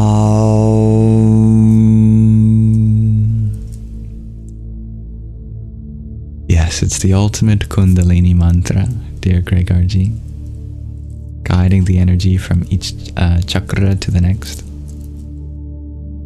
You may notice that the beginning letter for the first 5, these are the 5 approximates in Sanskrit, corresponding to the 5 places in the mouth. So they're articulated from different positions, but all have the same quality. To make an approximate in Sanskrit, what we do is we voice and add breath. So you should hear a distinct vibration in all of these. Obviously, you know that the way to have a vibrating R is to roll it. Ram. But you might not know how the other approximates are vibrated, which is important for this mantra. If you get really good at rolling your R, you can also roll your L's. A rolled R is a retroflex lateral approximate. You curl your tongue back, voice, and add breath. But if you can slowly practice decreasing the retroflexion until it's just touching your teeth, and you can even roll your L's too, which is very rare, but important for the root chakra. Rlam, rlam, rlam, rlam, ram. For the vam, the way to vibrate it is to actually form your lips like a W. The difference between a Sanskrit V and an English V is that in English we put our bottom lip to our teeth. It's a labiodental sound. V, v. But in Sanskrit, we curl our lips together and we just vibrate our lips. Woo, woo, woo. So that's how you vibrate the labial approximate in Sanskrit. The reason that's important is because otherwise it's not entirely dedicated to the mantra or the chakra of water, which is purely a labial correlation. And then for yam, To add vibration, it's kind of like the sound at the end of the word massage. Massage. J, j, yang. J, j, j, yang. So you add prana, breath to all of them. All together. Ram, vam, ram, yam, ham, om, aum. Oh, and the H in ham is voiced. That's another difference in English. In English, we generally start voicing after our H. We go ham, but start voicing right at the beginning of H. Ham. All right, got that? Now we'll go through them.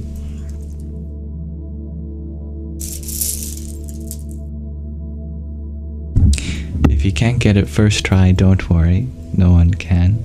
Sanskrit is an oral tradition, mostly, so just listen and try to replicate.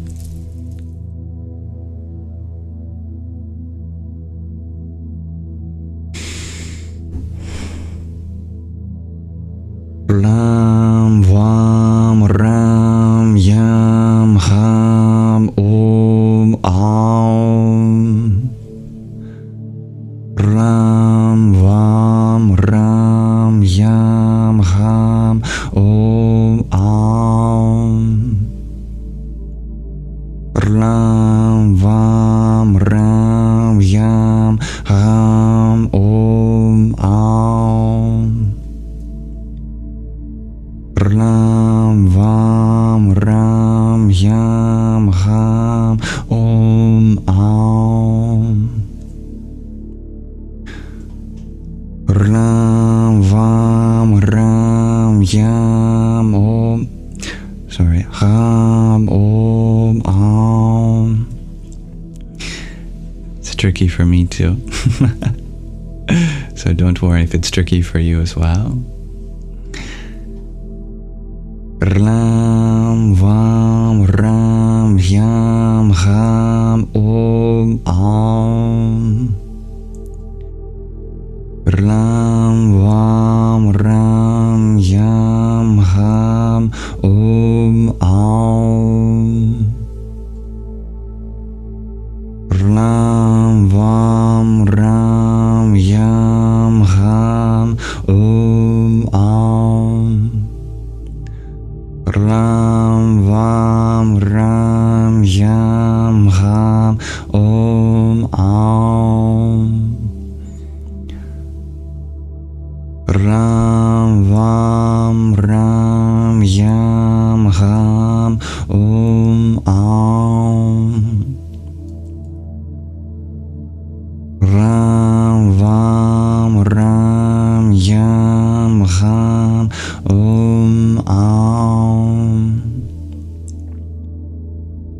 Ram, vam, ram, yam, ham, om, aum. Ram, vam, ram, yam, ham, om, aum. Ram, vam, ram, yam,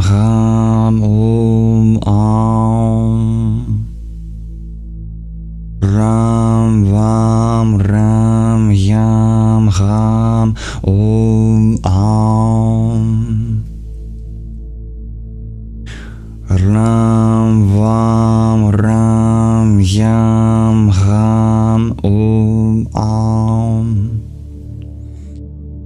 Ram, vam, ram, yam, ham, om, aum.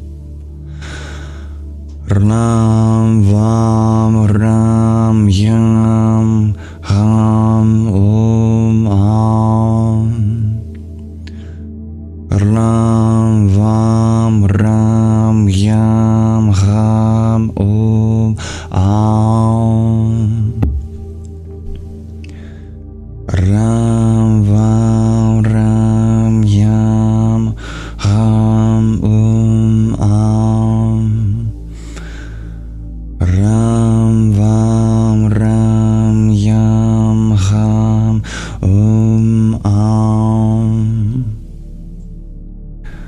Ram Vam Ram Yam Ham Om Am.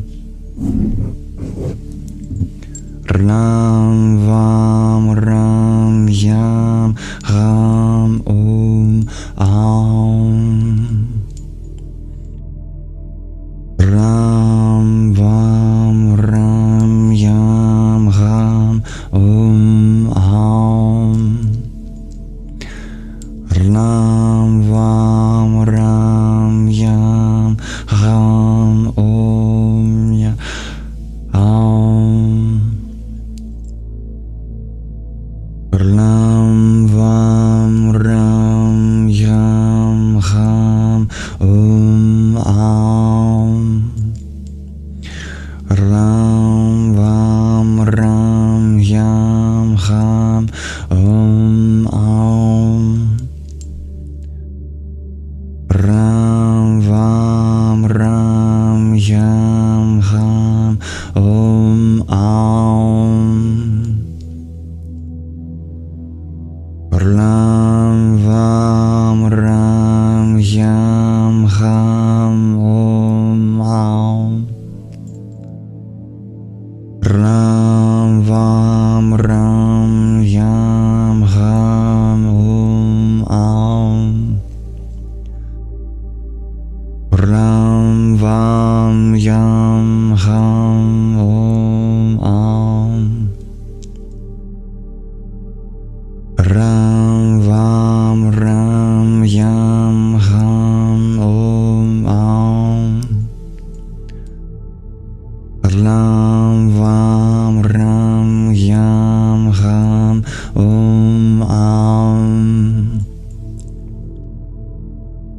Ram Vam Ram Yam Ham Om Am. Ram Vam Ram Yam Ham Om Am.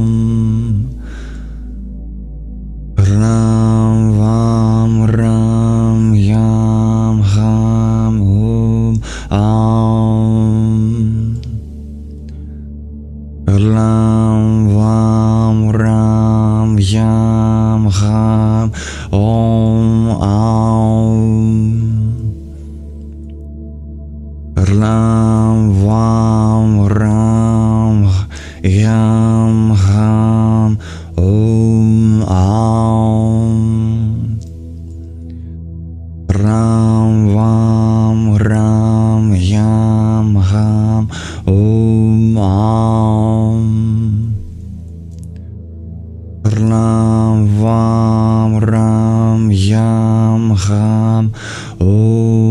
Am. Ram Vam Ram Yam Ham Om Am. Ram Vam Ram Yam Ham Om Am. Ram Vam Ram Yam Ham Om Am. Ram Vam Ram Yam Ham Om Am. Ram Vam Ram Yam Ham Om Am. Ram Vam Ram Yam Ham Om Am. Ram Vam Ram Yam Ham Om Am.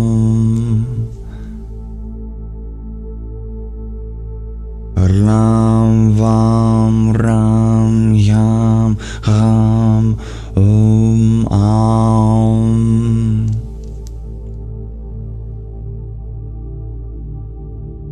Ram Vam Ram Yam Ham Om Am.